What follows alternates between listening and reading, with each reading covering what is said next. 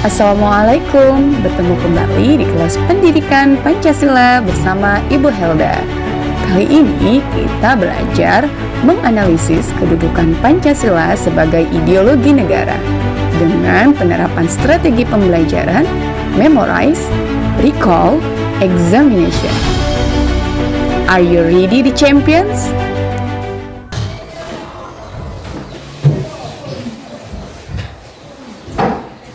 Assalamualaikum warahmatullahi wabarakatuh.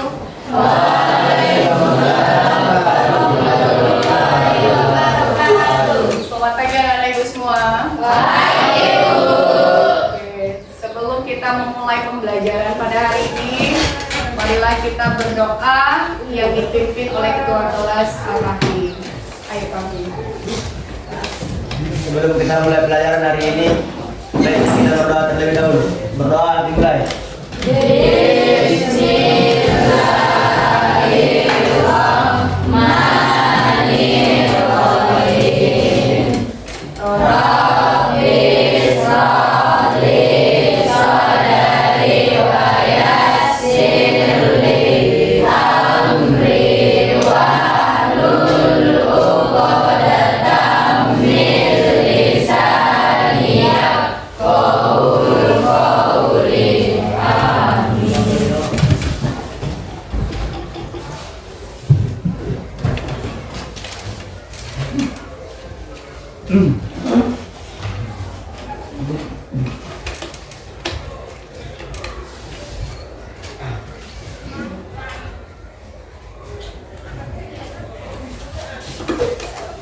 Siapa yang tidak hadir hari ini?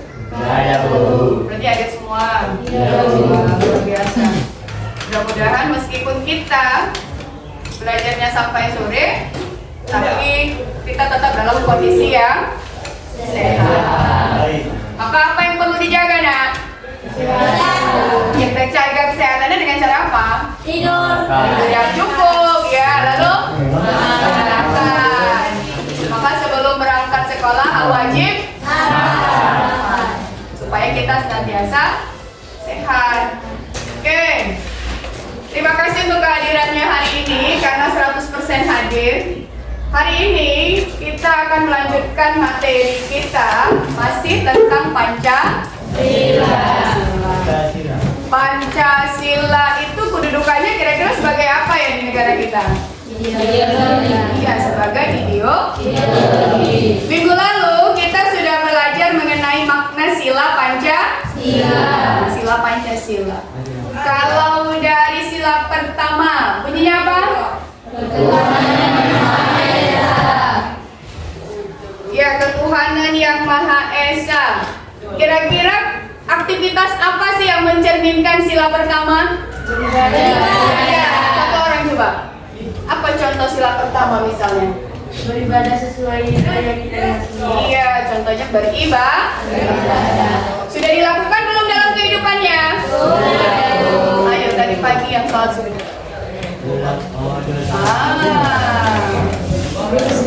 Hanya sekitar 30%. Terus tak sholat. Masya Allah. Jadi Pancasila itu bukan hanya kita pelajari saja, bukan hanya kita pahami, tetapi harus dikerjakan. Hari ini kita akan melanjutkan materi mengenai Pancasila sebagai ideologi.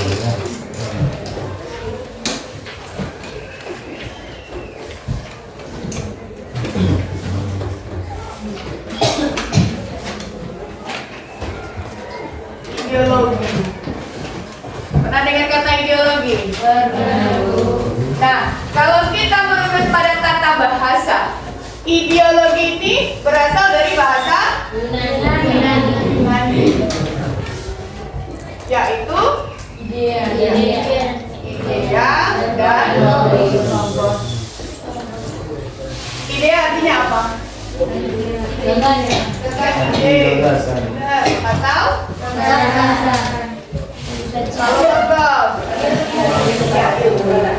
maka kalau kita satukan ideologi itu adalah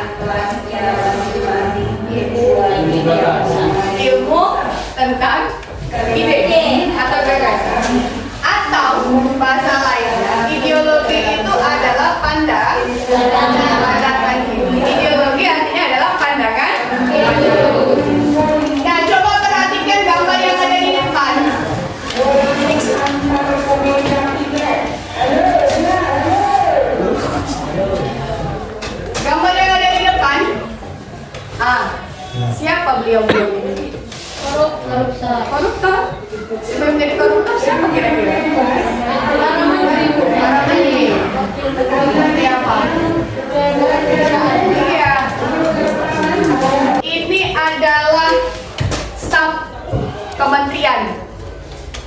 Kementerian Ketenagakerjaan. Kementerian Ketenagakerjaan. Yang tengah ini Wakil Menteri. Nah, beberapa hari yang lalu beliau ini OTT, tertangkap tangan, sedang ngapain? Statusnya apa sekarang? Tersangka. Langsung jadi tersangka. Lalu yang kedua, nah, ini apa, kasus apa? Bullying. Perundungan. Adakah di sini pelaku bullying? Ada, Ibu. Atau pernah jadi korban bullying? Ada, Bu. Kira-kira bullying itu dampaknya ada tidak sih? Ada. Apa contohnya tuh, Wan? Apa dampak dari bullying kalau dibiarkan? Rusak mental. Iya, mentalnya. Bahkan ada yang bunuh Diri. Kedua kasus tadi, nah, kira-kira bisa diantisipasi, bisa dicegah atau tidak? Bisa. Dengan cara? Iya, tepuk tangan buat Humairah dengan mengamalkan Pancasila ini.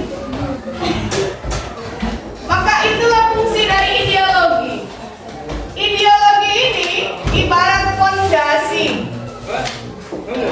Mari kalau kita analogikan dalam sebuah rumah, sebelum dia naik ke atas, butuh dibangun apa? Fondasi. Kalau fondasinya tidak kuat, maka yang terjadi adalah bangunan akan mudah runtuh.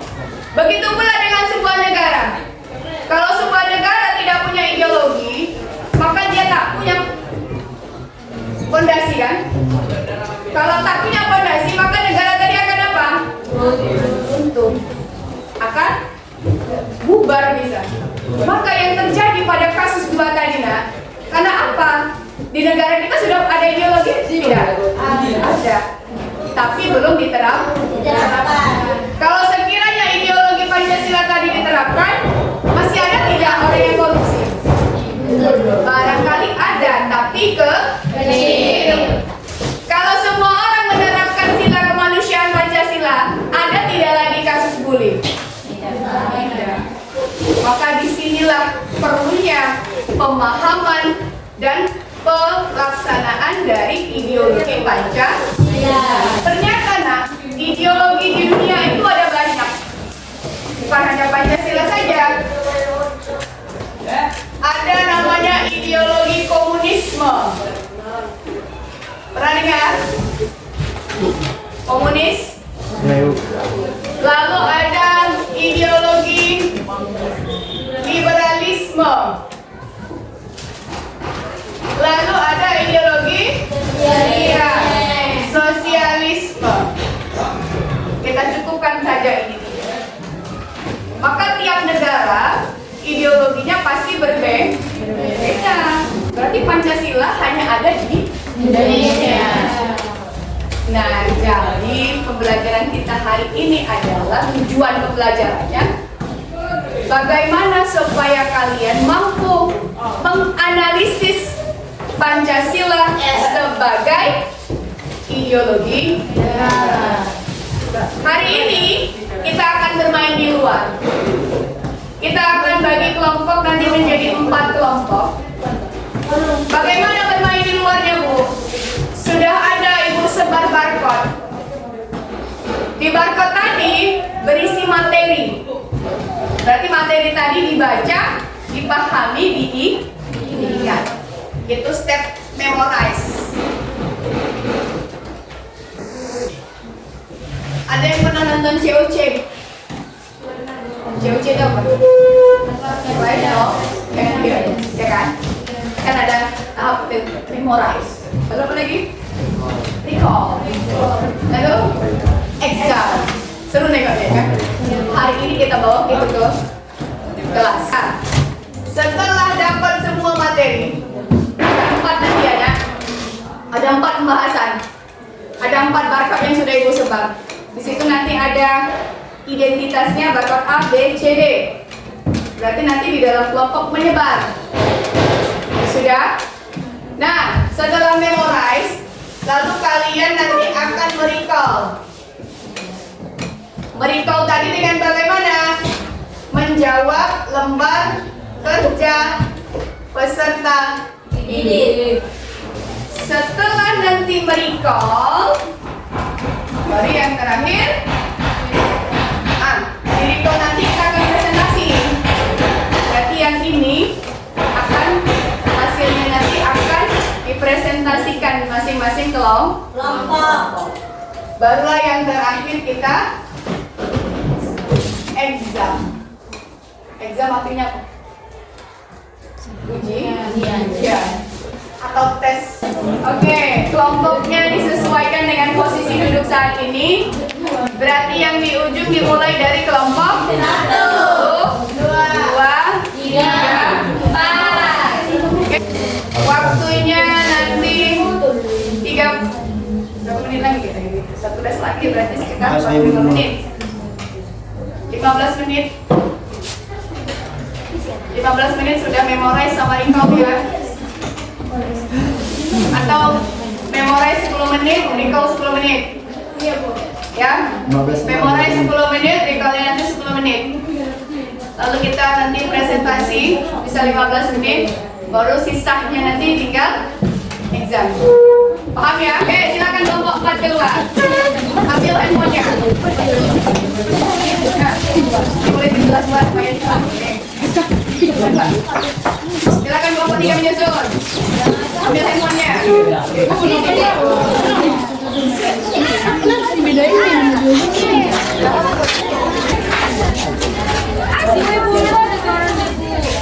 Mana?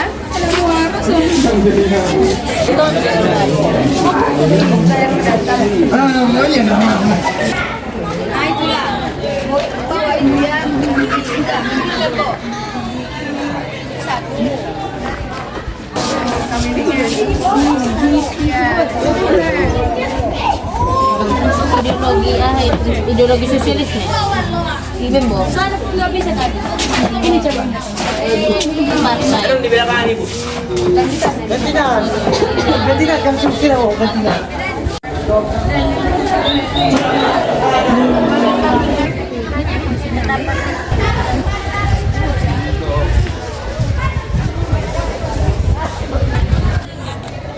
Siswa di sekolah itu belajar. Wah.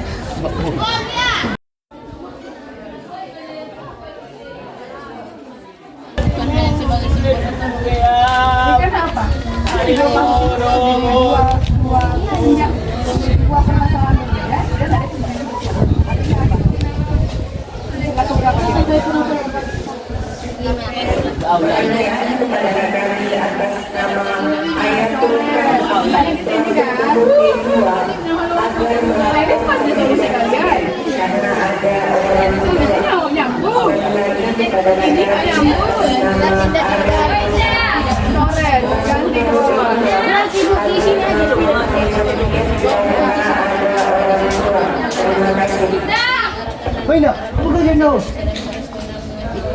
tambah lagi.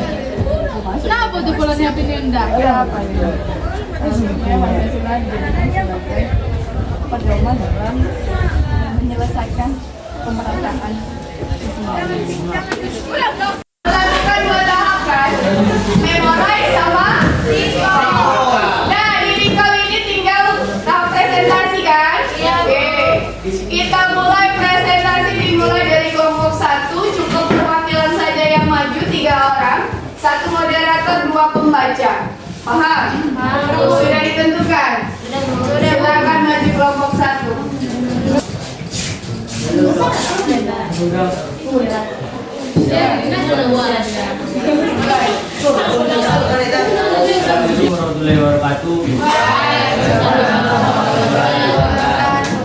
Ada maksud dan kami untuk berdiri di depan untuk menyampaikan presentasi kami. Kami membacakan oleh pembaca pertama, Humairo. 1. Kedudukan Pancasila sebagai ideologi negara. 1. Jenis-jenis ideologi. 1. Kepemilikan umum atas alat-alat produksi. 2. 2. Perencanaan ekonomi terpusat. 3. Penghapusan kelas sosial. 4. Pekerjaan sesuai kemampuan. 5. Mengakhiri eksploitasi. Prinsip-prinsip ideologi sosialisme. 1. Kepemilikan kolektif. 2. Perencanaan ekonomi. 3. Penghapusan kelas sosial. 4. Distribusi kekayaan yang merata. 5. Solidaritas dan bekerja sama. Prinsip ideologi liberalisme. 1. Kebebasan individu. 2. Hak asasi manusia. 3. Pemerintahan terbatas. 4. Pasar bebas. 5. Pluralisme dan toleransi. Ditinjau dari kedudukan Pancasila sebagai literasi dinamis atau bintang penimbun, apakah kedua pemberitaan di atas sudah sesuai dengan nilai-nilai Pancasila? Jelaskan. Belum sesuai, karena kedua artikel di atas belum menepati sila kelima, yaitu ketidakadilan dan kesenjangan sosial. Berikutnya akan dilanjutkan oleh teman kita Fadila. 3. Ditinjau dari kedudukan Pancasila sebagai listah dinamis atau bintang penentu. Apakah kedua pemberitaan di atas sudah sesuai dengan nilai-nilai Pancasila? Jelaskan. 1. Pemberitaan gaji dan tunjangan DPR. Jika gaji dan tunjangan terlalu tinggi dibanding kondisi rakyat, hal ini kurang sesuai dengan nilai Pancasila, khususnya sila kelima, keadilan sosial bagi seluruh rakyat Indonesia, karena menimbulkan kesenjangan dan ketidakadilan. 2. Pemberitaan potret pendidikan di pedalaman Papua. Kondisi minim fasilitas dan akses pendidikan di Papua juga belum sejalan dengan sila kedua, kemanusiaan yang adil dan beradab, dan sila kelima. Sebab setiap warga negara berhak memperoleh pendidikan yang layak tanpa diskriminasi. 4. Tuliskan dua gagasan solusi kelompok agar ketidakadilan dan kesenjangan sosial seperti di kedua artikel tersebut tidak terjadi lagi di negara kita. 1. Memastikan pemerataan akses dan kualitas pendidikan serta layanan data. 2. Menerapkan kebijakan publik yang inklusif dan memberdayakan ekonomi masyarakat. Sekian itu presentasi kami akhiri. Assalamualaikum warahmatullahi wabarakatuh. Beri tepuk tangan buat dari presentasi. Kalau ibu dalam grafik presentasinya menaik ya analisis. Berarti apa? Mulai dari kelompok 1 analisisnya lebih dalam ke kelompok 2, naik ke kelompok 3 makin mendalam, naik ke kelompok 4 menyempurnakan. Nah, oke, kita bahas. Dari 4 ideologi yang sudah kita bahas, maka yang cocok digunakan di Indonesia ideologi apa? Pancasila. Kenapa Pancasila? Pancasila tadi kedudukannya sebagai ideologi bisa dibagi menjadi 2, ya kan? Bisa menjadi 2 jenis kan? Yang pertama sebagai meja statis. Yang kedua sebagai stance dinamis. Maka kalau kita ambil 2 kasus tadi, 2 kasus yang berbeda atau tidak? Berbeda. Ya, antara langit dan bumi. Kasus yang pertama tadi tentang apa ini? Tentang DPR dapat apa tadi? Dapat? Tunjangan. Berapa juta tunjangannya? 50 juta. Kasus yang kedua tentang apa, Jaguar? Budi? Tentang pendidikan Papua. Apa yang terjadi pendidikan di Papua? Tidak dapat tunjangan ibu. Tidak dapat tunjangan. Lalu fasilitasnya kurang. Pakai seragam tidak? Kira-kira sudah diterapkan belum prinsip lesson dinamis Pancasila? Karena apa?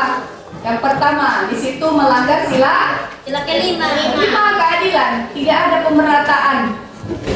Selain sila kelima tadi, sila keberapa lagi kelompok 4? Sila kedua. Iya, tidak ada kemanusiaan. Kenapa tadi sila kedua?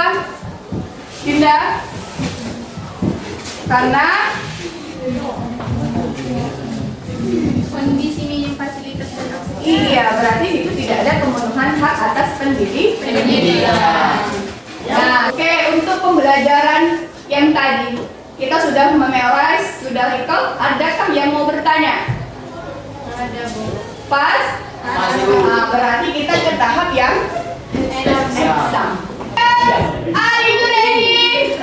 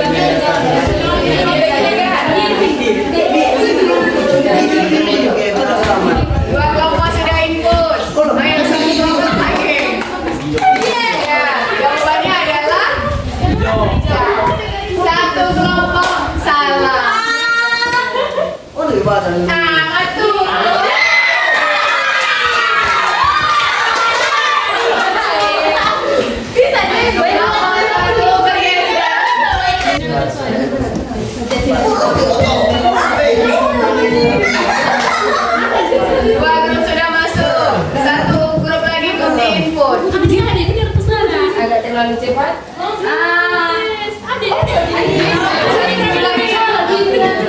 Satu grup lagi belum.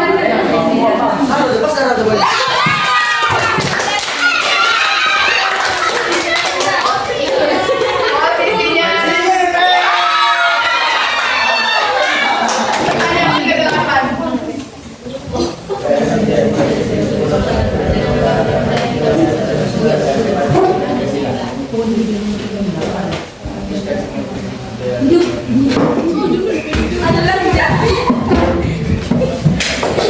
Ya, jawabannya semuanya benar.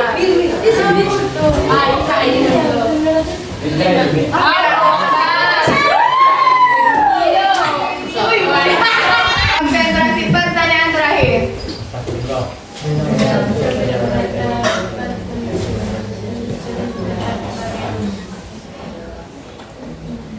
Ya.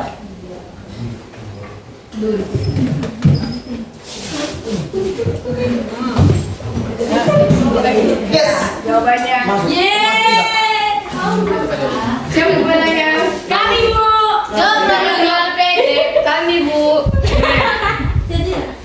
Di kelompok 3 ada Oh. 2 juara 2.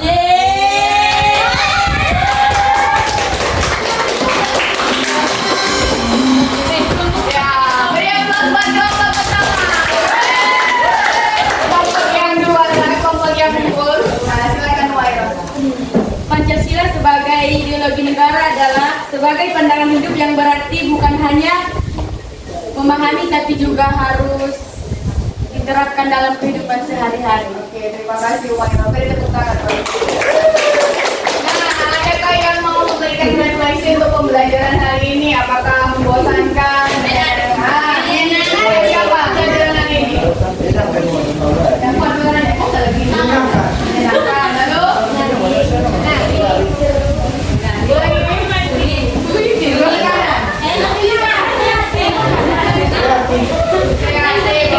Kalau refleksi tentang refleksi diri ya. Oh, aku hari ini lebih bersemangat. Refleksi diri ya, refleksi diri. Ayo, perwakilan. Refleksi diri. Apakah ada perubahan hari ini pada dirimu atau sama aja tetap males si aku ini? Oh, aku hari ini bertambah semangat. Oke, untuk mengakhiri pembelajaran sebelum ibu keluar kelas, mari kita tutup dengan doa. Silakan Kaki. Bismillahirrahmanirrahim. Ya Allah, semoga pembelajaran hari ini bermanfaat bagi kita semua dan dapat kita melakukan kehidupan sehari-hari. Amin.